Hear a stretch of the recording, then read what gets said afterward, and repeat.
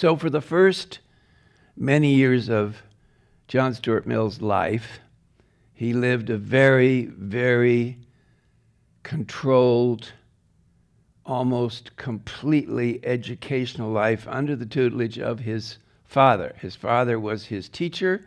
He was homeschooled. His father had a very specific idea about this education.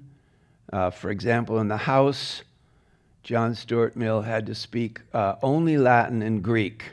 The servants were instructed to only speak Latin and Greek to him, and so he was to grow up being totally fluent in Latin and Greek and other subjects. So this began his long homeschool experience. And then at age 25, he suddenly discovered there was something else in this world besides reason, mathematics, and science. He suddenly discovered love. So little John Stuart Mill is growing up in the house with his papa, instructing him, and little J.S. absorbing 100% the utilitarian philosophy, just right up his little brain. He was an astoundingly brilliant little boy. He is going to learn both Latin and Greek before he's 10, and in order for him to help to learn, his father instructed their servants, so this is interesting because then they had servants, obviously, but everybody in their class had some servants, to only talk to him in Latin. So they were hiring very sophisticated servants, obviously. And so little J.S. was speaking Latin all the time at home, and then his father would talk to him in Latin. So that's how he came to know Latin. I don't know if they spoke Greek together, but he knew both Latin and Greek before he was 10. Here's the fascinating part of John Stuart Mill, and it's like he was invented as a character in fiction. At age 20, after 16, 17 years of constant education in books and languages, he says in his brilliant autobiography, he says, "A passage in a book I read moved me. A vivid conception of the scene and its feelings came over me, and I was moved to tears. From this moment my burden grew lighter. The oppression of the thought that all feeling was dead in me was now gone. I was no longer hopeless. I was not a stock or a stone.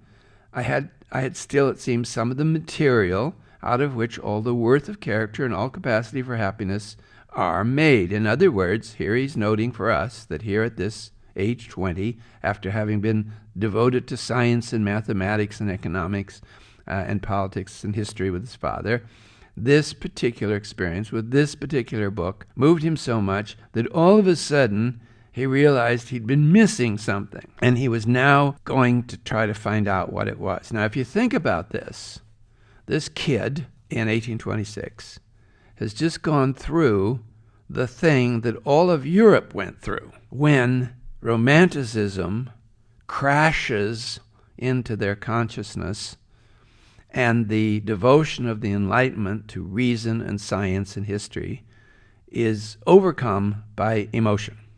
This little kid has gone through that whole thing. Europe, all of Europe went through this. Romanticism hits Germany. Well, that's exactly what had happened to young John Stuart Mill. And Romanticism was all around him.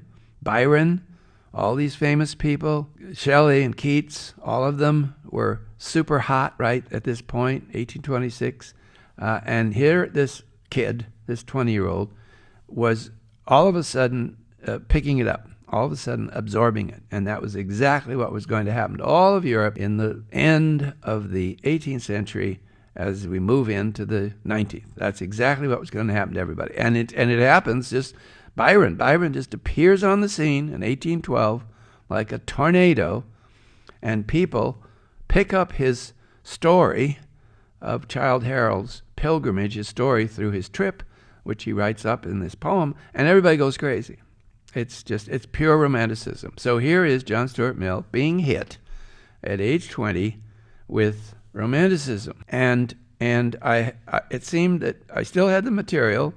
for happiness, and I was relieved from my ever-present sense of irremediable wretchedness. And all he meant was he's oppressed by the overly mathematical, scientific, economic education he's getting, and he felt that he must be dead inside, but he wasn't. He just hadn't been handed a poem by Wordsworth. I gradually found that the ordinary instance of life could again give me some pleasure.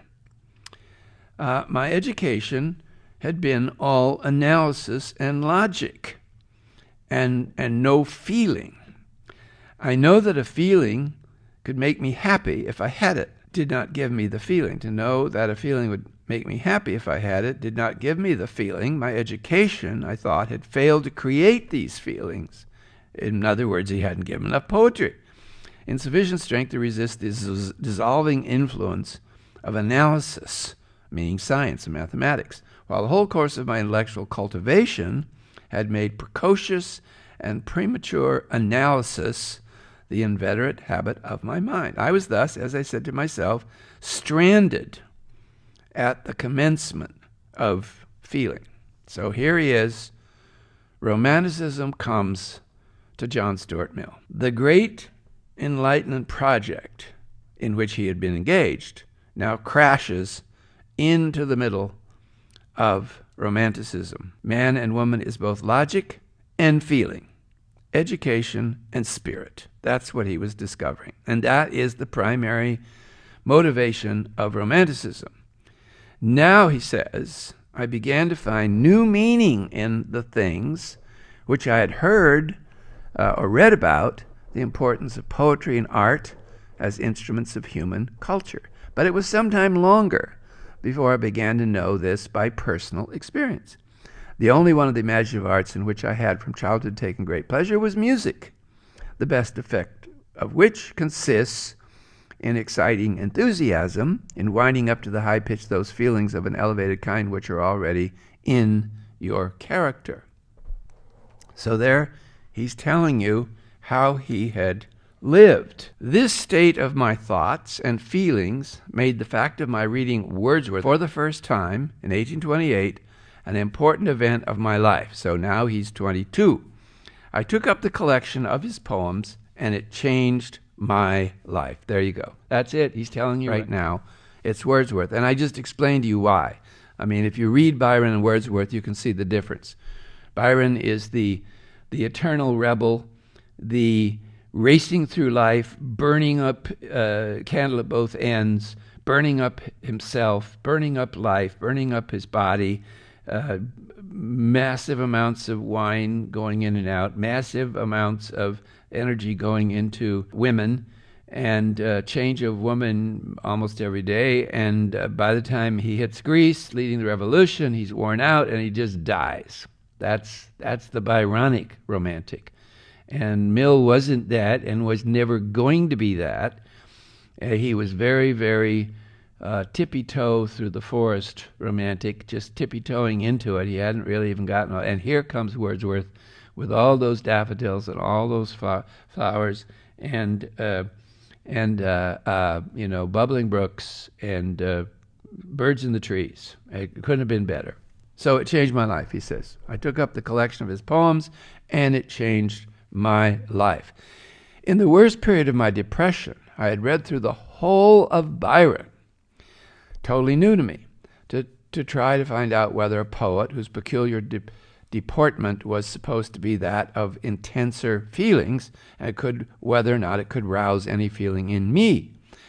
As might be expected, I got no good from this reading, but the reverse. The poet's state of mind was too much like my own. His was the lament of a man who had worn out all pleasures. Well, that's exactly right. I mean, Byron in 1828, 29, 30 had already lived through 5 lifetimes of front page news. I mean, Byron by 1830 was tired. He hits the news in 1812, so this is almost 20 years later. And it's true, by 1830, his writing and the collection of his writing would give you a sense that maybe he was wearing out. I don't know what year Don Juan is published, but that would be the key key thing. And if this 20-year-old kid, Mill explains that to him, Byron was not the solution. And of course he couldn't be. He's just too rough and he's too tough. And this is a very virginal boy at 20. And then he remarks on Byron's Harold and Manfred had the same burden on them which I had, and I was not in the frame of mind to desire any comfort from the vehement, sensual passions of Giaours, some of his poems, or the sullenness of his Laras. But while Byron was exactly what did not suit my condition, Wordsworth was exactly what did.